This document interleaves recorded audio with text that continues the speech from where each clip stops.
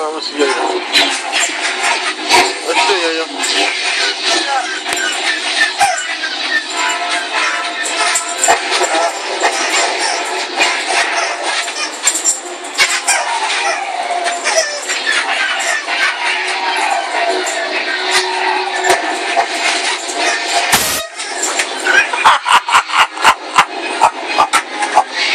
What happened, Yoyo? You there? What happened, Chula?